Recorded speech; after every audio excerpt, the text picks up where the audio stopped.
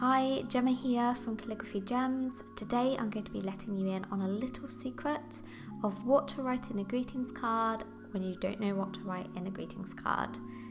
Now, I love card making, but often I find I'll create this beautiful greetings card and then I realise I have no idea what to write. I'm faced with a blank page. I know I'm not alone in this struggle, so I thought I would share my top tip. Obviously, I don't know your relationship with the person that you're giving the card to, so this tip is one that you can use regardless of those details. So what is the secret? Well, the secret isn't so much what you write in the card, but how you write it, and the trick is calligraphy. What I mean by this is that you can utilise calligraphy to write within the greetings card to take up more space than the handwriting takes up. There are two benefits of doing this. The first is, like I said previously, and that is that it takes up more space within the greeting card, which means you don't have to find as many words to use.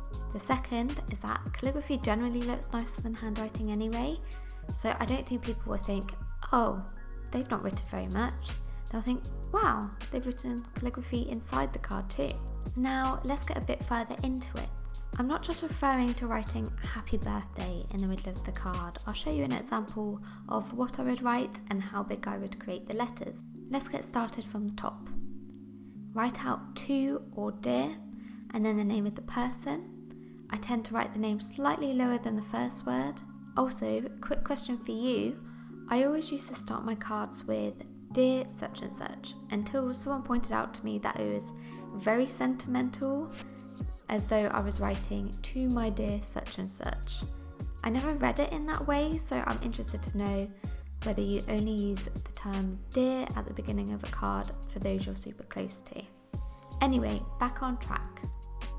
Then for the main body of the card, I tend to write wishing you a very happy birthday. I hope you have a lovely day.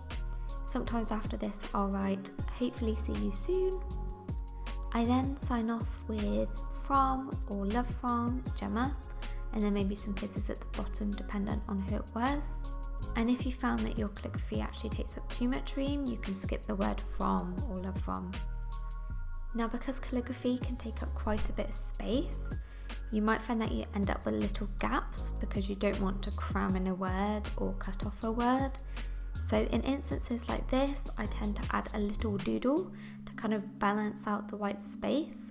So in this card, I have used flowers, just simple flowers, are very simple to draw, in a different colour in the corner where there's a bit of a gap, and therefore it's kind of drawing the eye away from that gap so it doesn't look as off balance. So the body of the text isn't anything particularly unique. I don't abbreviate anything and I write in full sentences. I tend to write in a bouncy calligraphy style, as this is my go-to style, and it happens to take up more room than if you write without the bouncy style. In terms of the pens I use, I either use a Pentel brush pen or Monomi fine liners, which can also be used as brush pens. You can see reviews of these if you're interested. I've reviewed them previously on my channel. If you're watching this and think, well, that's very well and good, but I don't know how to do calligraphy, I actually have a Learn Calligraphy playlist, and I have a bunch of blogs on my website that are a bit more up to date than the videos. I do also currently teach workshops, so if you want to learn in a more structured way, pop over to my website, which will be linked in the description. So I hope you found this video helpful. If you would like some ideas on what to create on the front of your card, go check out my card making playlist. Thank you for watching and have a good day.